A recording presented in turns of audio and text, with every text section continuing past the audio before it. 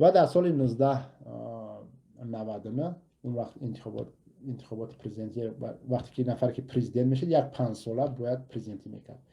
در 1999 رحمانوف رفرندوم گذارن. تمام نفرهای سیاسی که پرقدرت بودن در میدان سیاسی کشته و ناپدید، خب از همشون بیرون کرد. ارتش درست کرد، ارتش هم ساخت. خب از زیر دست سنگک سفرف هم بیرون آمد. برادرای سنگک سفرف هم قتل کرد، نابود کرد. خب بعد پس هم میگم به پسراش هم رسید، اونها هم نابود کرد. یعنی ببینید که تازه کرد علاقه اینجا را. حتی با همون سنگکی که آورد به اینجا رسوندش، با هیچ خشتباری همون هم بگم که رحم نکرد و امروز در هیچ جای نمیشنویم که حتی از همون یک بار مینداری کنه. اگر اون نفر از سنگک میندار نیست، پس امروز نفرهایی که لاف میزنن، داد میزنن، پدرش میخونن یا که بابا و کیم چیز میخونن، بیرقا در دستش، ما بدونه که نخوش ما چنین سنگک سفر برای خدمت کرده باشیم. هیچ کدام شما را نمیدونه، نمیشناسه و میتونه در کوتاه‌ترین فرصت بالای شما ظلم کنه. خب رفرندوم گذارون و در اینجا گذاشتن برای چی؟ یعنی که انتخابات آینده باید 7 ساله بشه، 5 ساله نه، باید که 7 ساله بشه. در اینجا البته یک تعداد نفرها یک مناقشه شد، یا گفتن که این سا قبول ندارن، اما نه، رحمانوف رفرندوم اون قلبکیش هم اون سال گذارن و انتخابات شد 7 ساله. این به دوران یکمی که رحمانوف 7 سال راهبری کرد در تاجیکستان، تازه کردن این نفرهای سیاسی پرقدرت از تاجیکستان. این بود.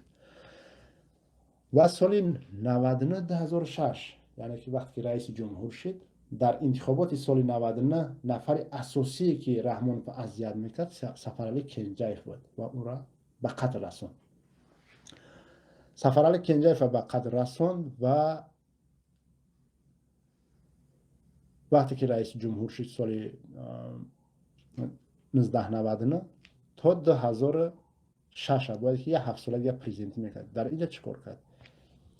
در اینجا وظیفهش پیشش این بود که اکنون باید نوبتی قماندان ها بود، یعنی نفرهای سیاسی را یک طرف کرد، در اینجا موندن نفرهای قماندان ها از هر دی طرف.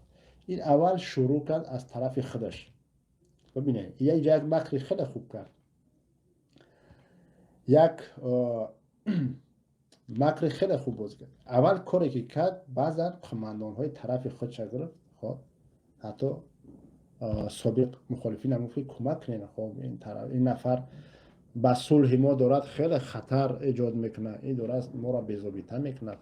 خب نفرهای دیگه هم چی گفتن؟ خب باشه، این قماندان از برای خودش است، کدام برادر چی ما را شاید کشته بشه، فرض بیا میزنیم میشه یک جای شدن، یک جای زدنش، رفتن یا زندانش کردن یا به قتل رسوندن، نابودش کردن. روزی دیگر با یک نفر دیگر شد گفت که این نفرش هم خب خائن است، اینش هم با صلح ما قرار دارد، اینش هم خب تروریست است، اینم زدم نابود کردن. فردا گفتن که اون نفر شما امروز ما را اذیت میکنه، امروز نوبت او رسیده است، باید همه کسا او را بزنید نابود کنید. خب دیگر نمیشه در اینجا بگو که بیا ما نفرهای طرف را میزنیم. در اینجا نه، تماشا بین. وقتی که هر نفرهایی که نفرهای پرقدرت زیاد بدن، قماندانای هر دی طرف امروز نیست، یگانتش نیست. ببینید هر دی طرف از جنایتکار گفتن، بردن زندانی کردن، قتل کردن، کشتن. اینها در وقتی هر یک نفر اینها را نابود، دیگرش قرصک میزدن، شادی میکردن، نمیدونستن فردا نوبت ای است. یک وقتی اومد اما دیر کردن. بعد همون قصه گاوی سفید شد، هر یک از دیگر نوبت خودش منتظر شد، یک تا این نفرها را از بین بردن. وظیفه دیگری رحمانوف از 99 تا 2006 این بود که قماندانای صحرایی که بود خیلی نفوذ داشتن و چون در بدن اونها رحمانوف نمیتونست که در هر یک منطقه بروه، این گونه نذاشت قاین پرتایی، خب دیگر رقص بازی، خواهرها و مادرها برآوردن، نمیگذاشتن این خیلی چیزا را.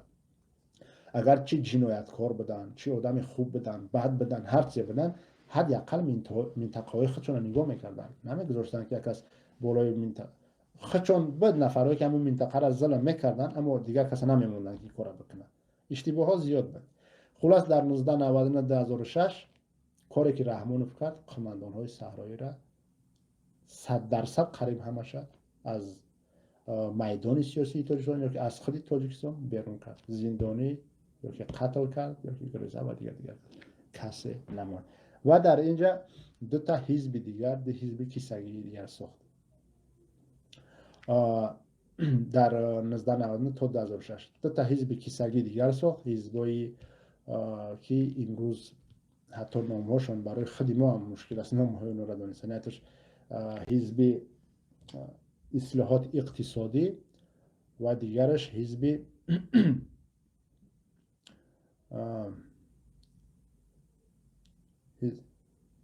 حزب اقراری. بله، حتی یه باور کنید برای ما را حتی مشکل است اینا را در یاد گرفتن، چون واقعا اینا حزب کیسگی هستند و هیچ از اینها منفعتی نیست.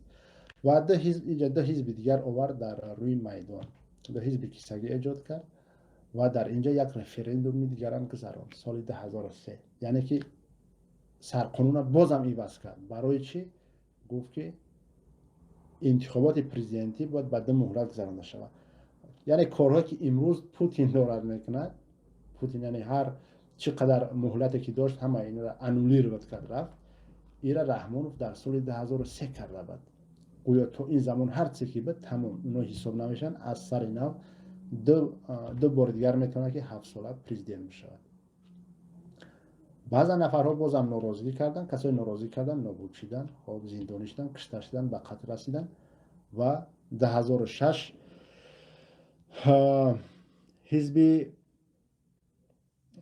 کنجایف هم در اونجا که نظریف بعد از کنجایف نظریف راهبر شد، در تا انتخابات 2006 اونجا هم یک اختلاف ایجاد کرد، نظریف بیرون کرد و آورد امروز این غفاروف، نفری که بروتاش مثل گیتلر است، یک مستقل دیگر، آورد اونا در اونجا جا کرد.